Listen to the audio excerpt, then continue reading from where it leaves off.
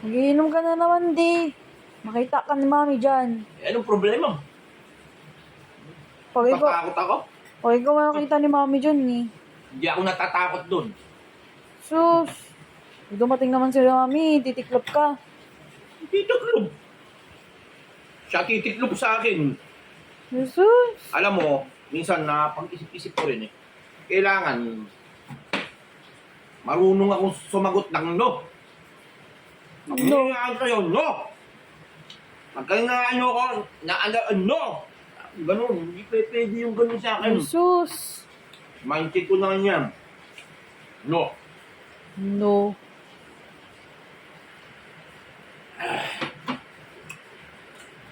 Alam mo yung mami mo, kaya lang naman ano yan. Kasi namihasa sa akin. Pinagbibigyan ko lang kasi nung yan. Namimiyada, kumot, mabait ang asawa. Ganyan na ginagawa. Na under ka. Hindi, hindi ako natatakot kayo. Jesus. Pang matapang talaga yan. Matapang. Hmm. Natingnan natin mamaya pag dumating si mami. Pag inutusan ako, maglaba, no! Pag inutusan ako linis ng bahay, no! Maghugas ng pinggan, no! Ba't laging ganun? Tingnan natin mamaya. Kung nakainom ba, kung baka balik-balik ka rin ito. Jesus.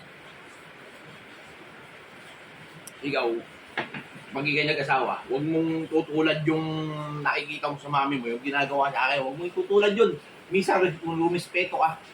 Rumispeto ka sa lalaki, ganun. Hindi uubra yung lagi na lang, lagi kang sinisindak. Eh ako ngayon, nagiinom ako eh. Oh, pag ako naabutan niya, nagiinom, so what? Diba? Minsan dapat niya ako, kumbaga, intindihin. Hindi uubra yung lagi na lang siyang iniintindi ko. Mamaya, nandiyan pala si mami, nakikinig ah. Wala. O, ba't ka tumingin? Siyempre, baka sabi mo, nandyan. O, natatakot ka. Hindi ako natatakot. Yes. Ako. Ba't ako matatakot ko sa nanang ko? So, Hindi na uubra yung ganun. Ang tagal na namin natatama, 20 years. oh. Tapos hanggang ngayon, ganun pa rin ako. Hindi na uubra yun. Pag ako nakakain, huwag niya akong dahil lahat ng sagot ko sa kanya, no. No ah, sige ah, tingnan na natin ah.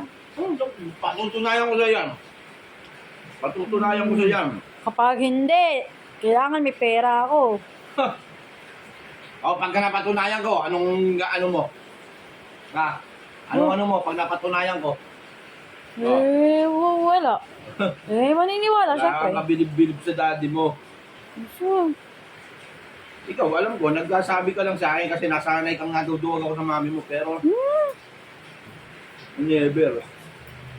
Dapat kasi minsan, hindi kasi ko nakasinayang tumawag bilang yan. Lagi lang akong yes.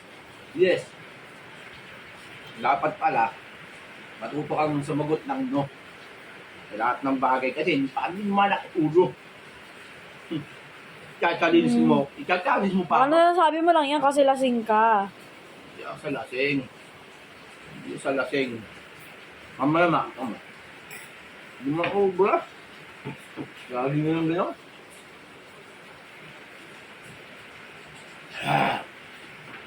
Pag sinadol ang buhay ko sa TV. Tita! Ha? Yeah. Bakit yung mga hugasin doon hindi pa rin nahugasan? Di ba pinapahugasan ko sa'yo yun? Iinom-inom kayo ng barkada mo, hindi ka marunong maghugas? Ha? Ang tindi-tindi mo ah. Kakaurat ka na, hugasan mo ba yun hindi? No! Ano daw? No problem. Hugasan ko yung mamaya, no problem. Mamaya pa. Dalang-dala na ako sa kakamamaya mo ha. Dalang-dala na ako. Hugasan mo na yun doon. Tigilan mo na yung pag-iinom mo. Oo nga, no problem, mamaya. Pumunta ka na. Bilisan mo. Kakaurat ka.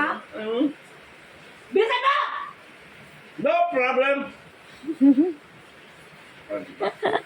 At sabi ako, no? Buwis.